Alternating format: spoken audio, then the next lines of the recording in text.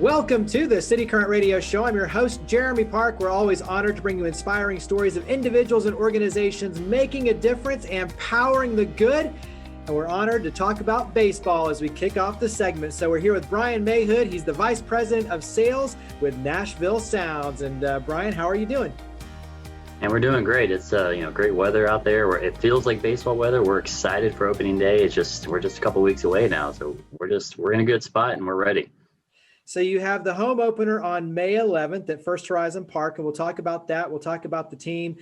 Give us a little bit, for starters, though, a little bit of the history, because you're tied to the Milwaukee Brewers, but you were before to the Cincinnati Reds back in 1978, and you've had a ton of players go off into playing professional baseball in the MLB. So give us a little bit of the backstory, kind of the fun trivia, if you will, the history for Nashville Sounds. Yeah. So, oh man, affiliations. It's a long conversation, but it's a fun one, right? So here in Nashville, if you grew up in the area, you probably grew up a Cardinals fan, a Reds fan, or a Braves fan.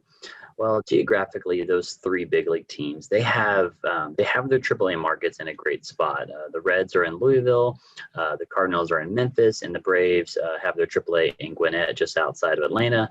And so those are three great markets for AAA cities. They're not looking to, get to Nashville.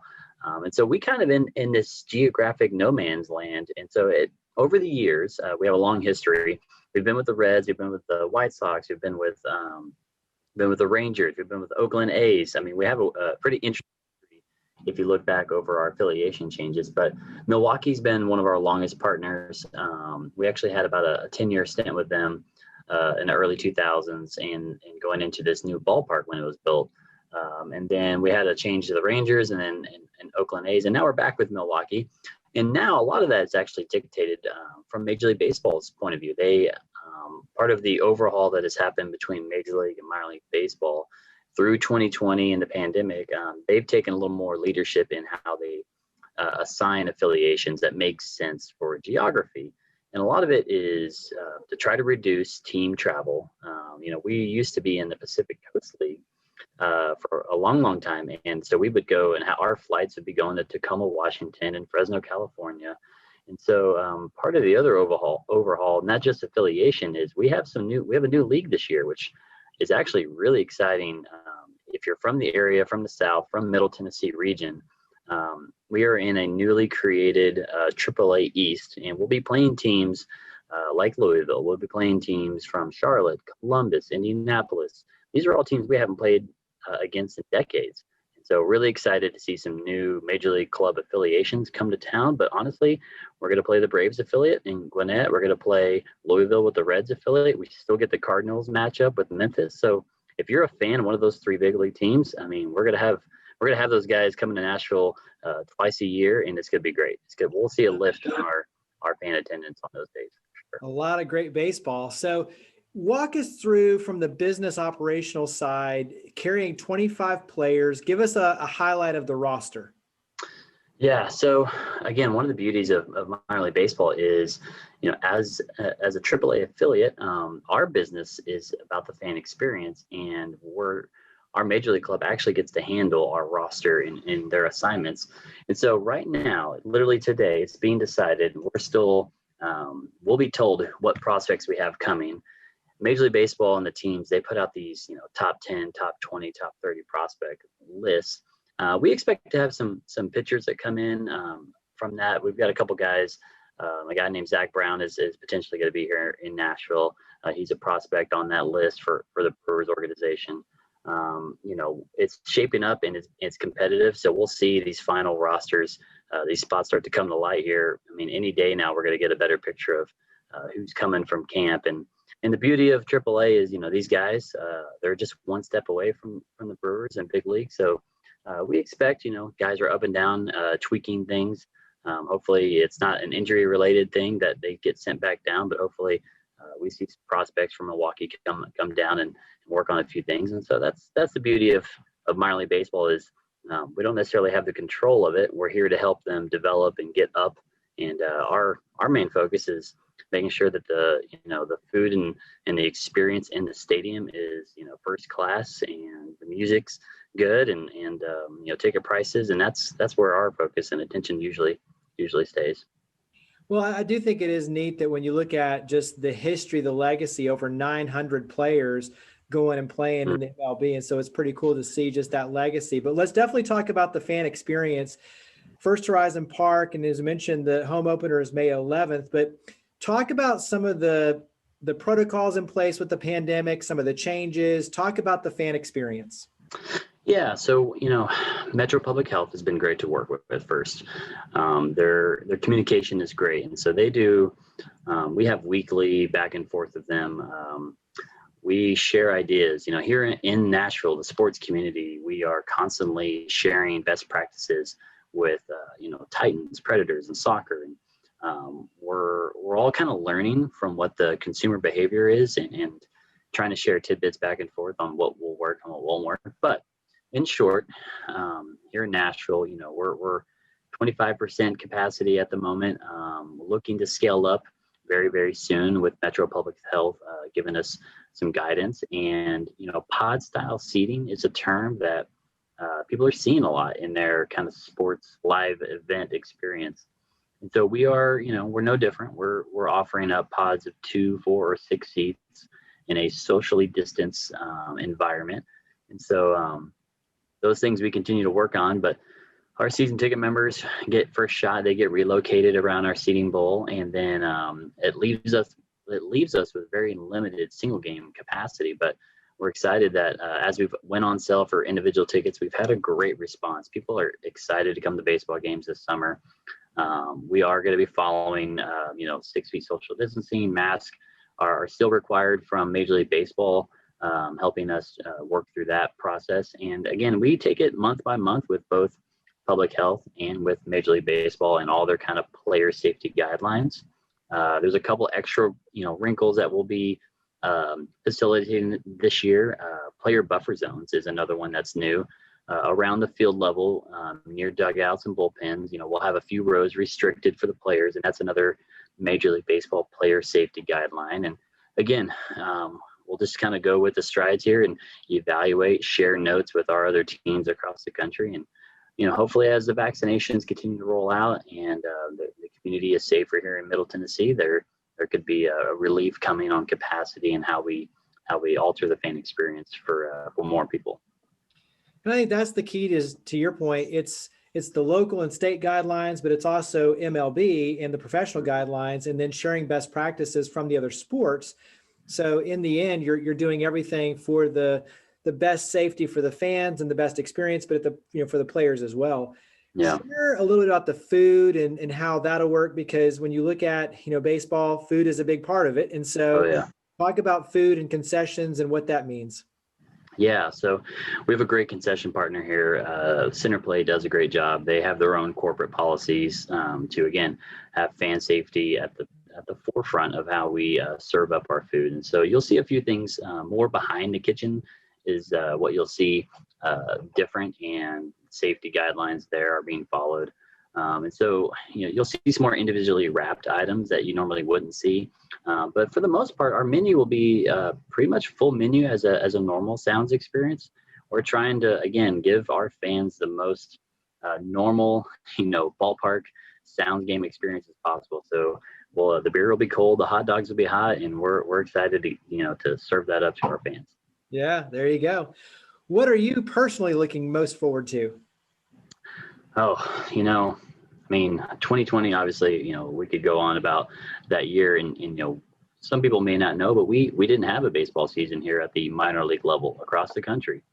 Major League Baseball was able to get their season started, but across the country there were 160 minor league teams that didn't play. And so for us here in Nashville, this opening day is going to be a little extra special. We are roughly close to 600 days without having any Sounds baseball at First Horizon Park. So that I'm excited for. It's been a long process. We spend a lot of time on the front office, planning and visiting and building relationships with fans, and having the games, honestly, is the fruit of the labor. It's the satisfaction of all the hard work over many months. You get to opening day, the ballpark opens, the lights turn on. And so personally, I think a lot of our front office, we're going to be really excited to have that first game on May 11th. What do you wish everyone knew about Nashville Sounds? Like, what's something you wish everyone knew? Oh, you don't have to be a baseball fan to come to a Sounds baseball game. I think once people get here, they realize that. And if they haven't been here, uh, if they're from the area, I think a lot of people don't know how different First Horizon Park is compared to Greer Stadium in a long history of Sounds baseball. There's a lot of people I meet that are from here that they associate Sounds baseball with an old experience at an older ballpark. And I think our job, if we can get them to First Horizon Park one time, they can see how great the experience is, how different it is, and it changes everything for them. It's our ballpark is set up with great amenities. We have a great video board. We have great areas of hospitality, bar, restaurant, the food scene. And so really, you can come here and have a great night out, a great experience with friends and family. You don't have to necessarily be keeping score on your scorebook and watching every pitch to have a good time. We have those fans, and there's a spot for them, and they love it. But really, we have something for everybody. It's a great, just quality night out. You mentioned the tickets and kind of how that works with the pods, but dive in a little deeper on season tickets and Mm. how people can enjoy the experience and what do they need to know when it comes to tickets and season tickets and the whole nine yards. Yeah, season tickets is right now the best way to guarantee baseball. It's kind of a slogan we've talked about with the ballpark being limited capacity. We've really stressed the urge. If you want to see Sounds baseball and you want to have seats, you want a good seat to the game. The trick is get it. Come on in as a member. We have great benefits, great flexibility with ticket management. It's the best savings off regular price tickets for a single game. So there's a lot of benefits and reasons why you should do that in general. We have a lot of plans, whether you want a full season, you want a half season, you want a partial season. We have different plans that are appropriate for everybody's individual schedule. That's definitely the way to guarantee your experience, your seat at the game. While we're limited, single game tickets are available now for the month of May. One of the new kind of, again, a safety feature. We're only offering tickets right now for the month of May. We've kind of gone on, a lot of teams in the country have done this, and we've followed suit. Again, best practice sharing. We've put our games just for 1 month at a time. And the plan is we hope capacity will open up in the future. Hopefully we get later in the summer. Again, positive thinking that things are improved here. We'll be able to open our capacity to a much greater scale. So in the meantime, we're only selling games from May. We get a little bit further down the road in May, we'll open up June, and so on and so forth. And eventually, if we are so lucky to have 70, 80% capacity, 100% capacity one day, we'll look at opening up more games in a larger span. So those are the ways to get tickets, is to get early. General admission is always a kind of a last minute option for fans. We do have people that if they want a certain game, there might be a chance it's almost sold out or about to be sold out at the current moment. But general admission is kind of the last holdout. People that are familiar with our product, out in the outfield, you have the bandbox. It's a general admission experience ticket. It's a great time. So you can definitely hold out if you can't find exactly what you're looking for. But I would be checking our social media and website very frequently.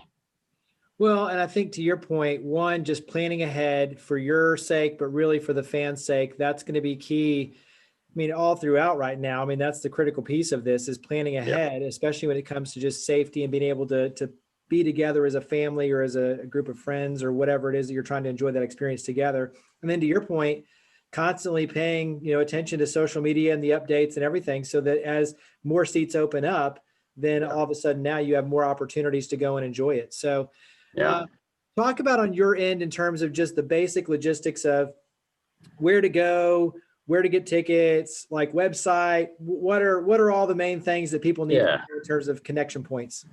Yeah, NashvilleSounds.com is our website, and that's a great starting point. Our tickets page is one of the top hits. It's the first thing you can find on our website. We are very aware of digital marketing and the ways that consumers buy tickets online, and so we'll have several entry points into our online buy flow. We're a Ticketmaster venue as well, so if you're comfortable or familiar with Ticketmaster and you have your own account, you could easily search Ticketmaster.com and scope out tickets that way. It ends up being the same landing page at the end of the day. Your experience is the same. You're seeing the same inventory on there as you kind of look over each game. You can also call our ticket office. We're just a simple phone call away. You can talk to one of the better ways. Sometimes if you're looking for something very specific, or you have a certain quantity of people and you need a group of 8 or 10 or 20 or 30, really the best resource is to contact our group sales department. We have 3 or 4 individuals here that's all they focus on. And depending on what your needs are, if you're looking for an all-inclusive, ticket with food and drinks, we have those options. If you're just looking for, a different size accommodation on a specific game, a phone call is definitely the best way. We also have a lot of our websites have a form you can fill out and request to be contacted later on at your convenience. And so, submit that form online. It will get to one of our reps, and they will follow up with a phone call and an email, and then we can schedule that time out to have that conversation and get to know more about what each customer is looking to achieve on what date. So. And you also want everyone, when they do come out, to be rocking the Nashville Sounds swag. So you have a shop there. So talk about the shop as we wrap up. Yeah, our pro shop's great. Our team down there does a fantastic job of trying to keep fresh styles in all the time. You'll see us run a lot of different marketing, e-commerce specials. We'll usually have some flash sales here or there online. I would encourage anybody to be a subscriber to our Sounds email marketing. We will constantly be, 1, providing information about the games and how to buy tickets, but 2, if you want to score any type of flash sale discount to any of our merchandise, having our Sounds email, following us on social media is a great way to get any of our merchandise. We'll always be putting out new apparel as the summer goes on. You'll see us put new shirts, new hats on the rack. Of course, another plug for being a season ticket member is you get a discount in the pro shop. So again, one of those benefits to be a part of the membership team. So. Well, Bryan, greatly appreciate all you and your team do. Thank you for coming on the show. Looking forward to a great season ahead. Yeah, thanks for having us. Appreciate it.